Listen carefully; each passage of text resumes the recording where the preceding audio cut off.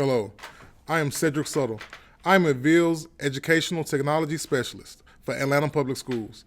Today I'm going to talk to you about peergrade.io.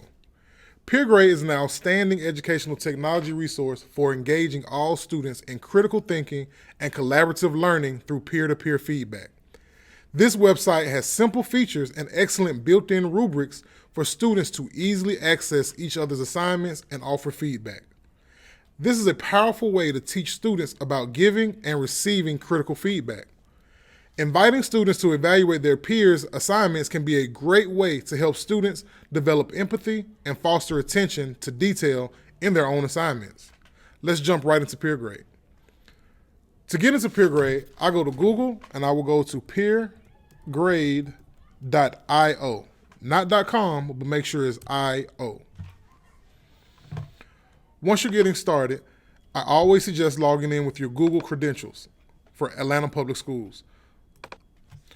Once you come to this class, you can create a class. Once you hit the plus sign, you will get 4 options. Create a new class. This is where all your students will be housed in the peergrade platform. You can copy an existing class you've already created, or you can integrate Google Classroom into it. Or Clever is an option as well. Today, I'm going to insert my Google Classroom. So I'm going to click on my CSK Tech Resources class. When I'm here, 4 options pop up. I have assignments, participants, class settings, and summary. Let's look at participants. Under participants, you will have an option here to invite more students, or you can give them a unique code to join your class. Next, I have class settings. Under class settings, you can change the name of your course, of your class. You can change your email settings, your assignment weights, your scoring, or you can export your data. Your summary. Your summary is where you can see how many students have submitted their assignment, how many reviews they've completed, and how many reactions they've gotten from their classmates. Now, assignments is where we really get into it. Once you go to assignments, you can go to Create Assignment. When you are here, you create a title for your class, for your assignment.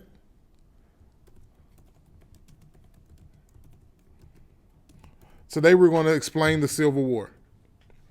And in this description, I'm going to say, the description is just where the directions go for the assignment.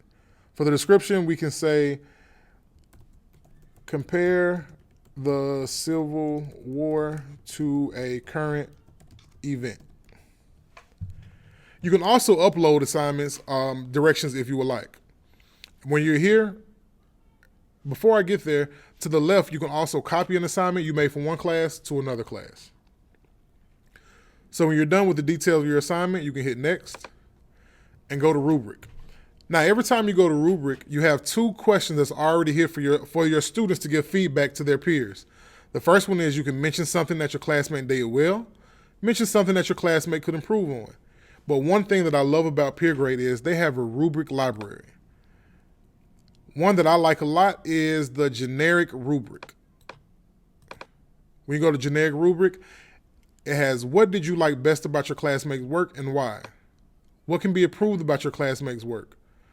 And other questions that just fosters the peer-to-peer feedback for students.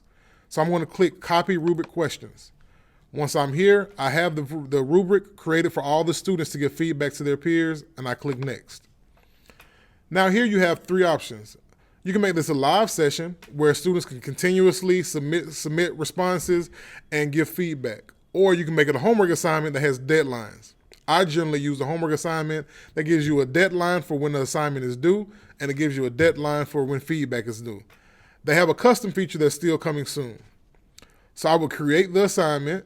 You would hit select. When you hit select, now you can change the date for when the submission period is over, or hit the select for when the review period is over. Hit create assignment, and your assignment has been created.